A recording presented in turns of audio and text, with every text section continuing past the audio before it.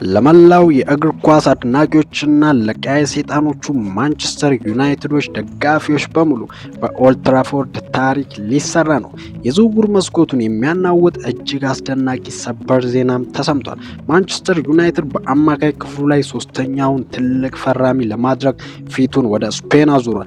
የክለቡ የህልም ዝውውር የሆነው ፈረንሳዊ የሪያል ማድሪድ የዓለም ኮከብ ኦርሊያን ቹዋሜኒ ወደ ኦልድ ትራፎርድ ለመጓዝ እጅግ በጣም ተቃርቧል።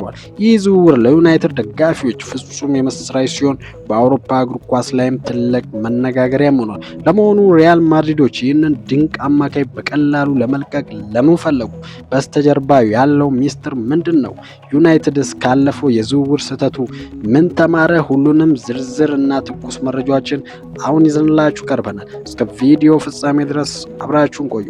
ወደ ዋናው መረጃ ስንገባ ሪያል ማድሪዶች ቹዋሜኒን ለመልቀቅ ፈቃደኛ የሆኑበት ምክንያት እጅግ የሚገርም ነው።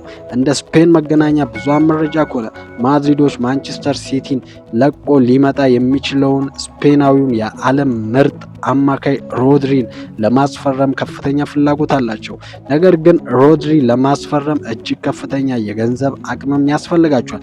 በመሆኑም ይህንን የገንዘብ ማሰባሰቢያ ለማግኘት ሲሉ ቹዋሜኒን በ68 ሚሊዮን ፓውንድ ሂሳብ ለመልቀቅ ፈቃደኛ መሆናቸውም ተሰምቷል። ይህ የማድሪድ ውሳኔ ደግሞ ለቀያይ ሰይጣኖቹ ወርቃማ እድልን ፈጥሮላቸዋል። የህልማቸውን ተጫዋች በ68 ሚሊዮን ፓውንድ ብቻ ለማግኘት መንገዱም ተከፍቶላቸዋል። ታዲያ አሁን ዝውውሩ ምን ደረጃ ላይ ይገኛል? ማንቸስተር ዩናይትድ ከተጫዋቹ ኦርሊያን ቹዋሜኒ ጋር በግል ጥቅማ ጥቅሞች፣ በደሞዝ እና በተለያዩ ጉርሻዎች ዙሪያ ሙሉ ለሙሉ ስምምነት ላይም ደርሷል። ተጫዋቹ ወደ እንግሊዝ መጥቶ የዩናይትድን አዲሱን ፕሮጀክት አካል ለመሆን ፍጹምም ተስማምቷል። በአሁኑ ሰዓት በሁለቱ ታላላቅ ክለቦች ማለትም በማንቸስተር ዩናይትድ እና በሪያል ማድሪድ መካከል የመጨረሻው የፍርሚያና የክፍያ አፈጻጸም ንግግሮች እየተደረጉ ይገኛሉ። ነገሮች እጅግ በጣም ሰላማዊ በሆነ መንገድ እየተጓዙ ሲሆን ማድሪዶች በቀጣዮቹ ጥቂት ቀናት ውስጥ ተጫዋቹ ወደ ኦልድ ትራፎርድ ሄዶ ይፋዊ የሕክምና ምርመራውን እንዲያደርግ ሙሉ ፈቃድም ሰጥተውታል። እዚህ ጋር ግን ዩናይትድ እጅግ ከፍተኛ ጥንቃቄ እያደረገ ይገኛል። ምክንያቱም ከዚህ በፊት የደረሰበት ትልቅ የዝውውር ጠባሳ አለ። ሁላችንም እንደምናስተዋሰው ዩናይትድ በአትላንታ አማካይ ኤንደርሰንን ለማስፈረም ከክለቡ ጋር ከተጫዋቹም ጋር ሙሉ ስምምነት ላይ ደርሶ ነበር።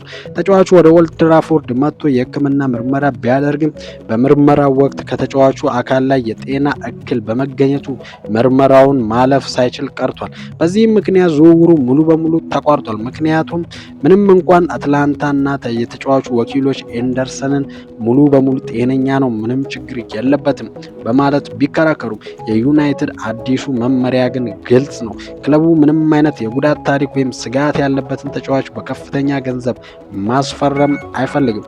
ስለሆነም ቹዋሜኒ ወደ ለንደን ወይም ማንቸስተር ሲያቀና የሚደረግለት የሕክምና ምርመራ እጅግ ጥብቅና ዝርዝር ይሆናል።